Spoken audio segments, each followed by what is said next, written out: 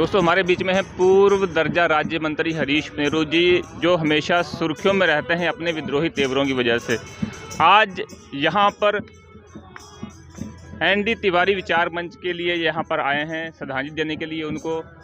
हम इनसे बातचीत करेंगे कि इस विचार मंच के पीछे क्या प्रेरणा है, क्या विचार हैं। नेहरू जी देखिए, उत्तराखंड के सपूत और देश के महान स्वतंत्रता संग्राम सेनानी आदरणीय नारायण दत्त तिवारी जी, हमारे प्रणेश्वरित पर्वत पुत्र को हम भावभीनी श्रद्धांजलि अर्पित करते हैं उनके जन्म दिवस और पुण्यतिथि पर। और ये हमारा सौभाग्य है कि उन्होंने हमारे राज्य का भी नेतृत्व किया। 5 साल यहाँ मुख्यमंत्री रहते हुए तमाम इस राज्य की जो अवधारणा थी उसके अनुरूप उन्होंने काम करने का प्रयास किया।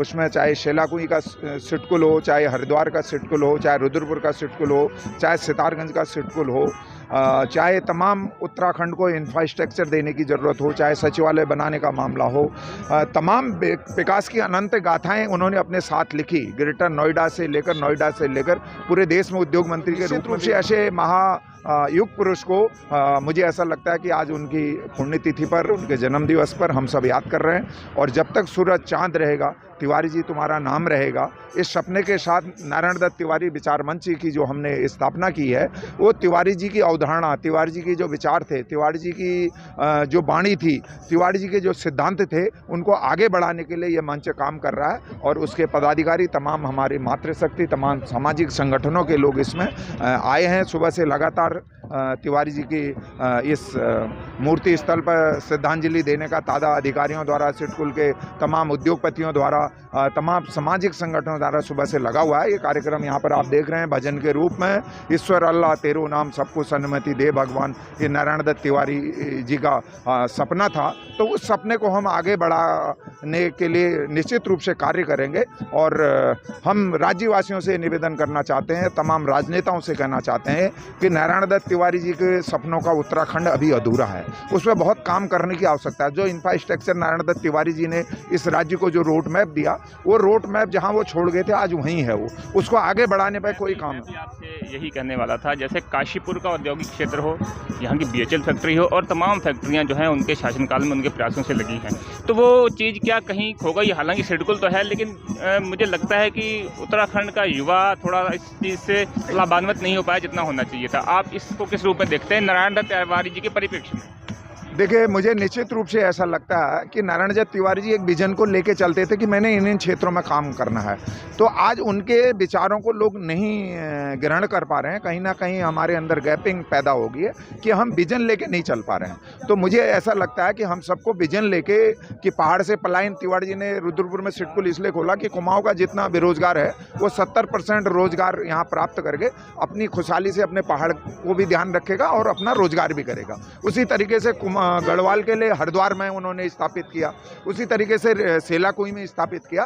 तो उस पर अभी काम करने की, और उत्तराखंड का नौजवान इस टाइम बेरोजगार है, पहाड़ों से बेतहाशा पलायन हो रहा है। तो इसको रोकने के लिए हमारे सामने एक चैलेंज है, जो मैं फिर उस बात को दोहरा हूँ कि अगर जो भी सरकार हैं, जो भी मुख्यमंत्री बन रहे हैं, वो खाली नारायण दत्त तिवारी के रोड मैप पर जो उन्होंने, यानी कि हमको जो सड़क दिया, जो इंफ्रास्ट्रक्चर दिया, जो औद्योगिक नीति दी, जो स्वास्थ्य पर नीति दी, जो शिक्षा पर नीति दी, उस पर हम काम कर लें तो राज्य को बहुत ज़्यादा कुछ करने की आवश्यकता नहीं है, क्योंकि वो एक बहुत अच्छा रोड मैप देंगे।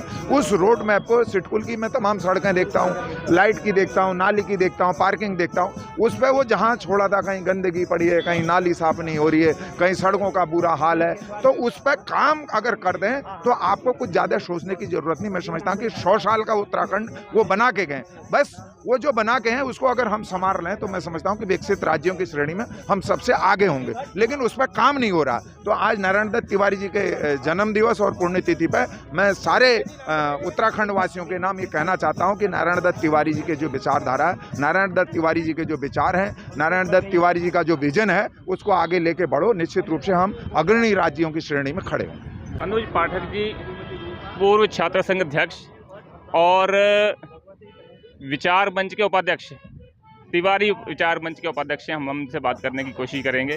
तो आपका क्या कहना है अनुज जी तिवारी जी के विचारों को लेकर? आज माननीय तिवारी जी का जन्मदिन भी है और मरण दिन भी है, श्रद्धांजलि हम उनको देते हैं। और हम देखते हैं कि तिवारी जी ने इस क्षेत्र के लिए या पूरे हिंदुस्तान के लिए कहेंगे कि एक दिशा देने का काम। हर जगह तिवारी जी ने, उनकी अलग ही सोच होती थी। ये नहीं है कि पक्ष विपक्ष की कहीं बात नहीं होती थी। हाँ, मैं वही पूछने वाला था भी सामाजिक भाईचारा को उन्होंने बढ़ावा दिया, ये भी आगे बढ़ाने की जरूरत है आज के समय में।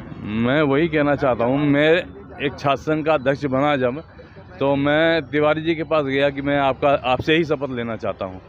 तो हमारे यहाँ के लोकल कुछ छात्र नेता थे, उन्होंने उनका विरोध किया, लेकिन तिवारी जी ने हमसे ये वादा किया कि हम जरूर आएंगे आपके छात्र संघ के उसमें शपथ में। और तिवारी जी आए और किसी प्रकार का कोई विरोध नहीं, ऐसी उनमें एक वो शक्ति थी। नमस्कार।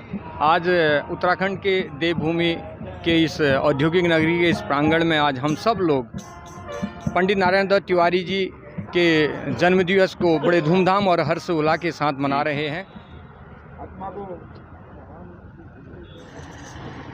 मजिस्ट्रेट महोदय पुष्पार्पण करते हुए। ये नारायण दत्त तिवारी जी की आज पुण्यतिथि है और सिडकुल में, क्योंकि वो विकास पुरुष के रूप में ये सिडकुल वगैरह की स्थापना उनके ही मार्गदर्शन में की गई, तो उत्तराखंड गवर्नमेंट ने यहाँ पर एक उनकी प्रतिमा, आदमकद प्रतिमा स्थापित की है। और आज जन्मदिन है, तो सारे उनके जो भी अनुयायी हैं या उनके कार्यों से जो लोग प्रभावित रहे हैं, जिन्हें लगा कि उन्होंने इस प्रदेश का, इस देश का विकास किया है, वो सभी लोग यहाँ इकट्ठा हो रहे हैं। धीरे धीरे श्रद्धा सुमन अर्पित करेंगे, उनका स्मरण करेंगे और उनके जो रोड मैप था या विकास का या बताए हुए रास्ते हैं, उनका अनुसरण करेंगे, मंथन करेंगे। आज उन्हीं की पुण्यतिथि पर हम सब यहाँ इकट्ठा हुए।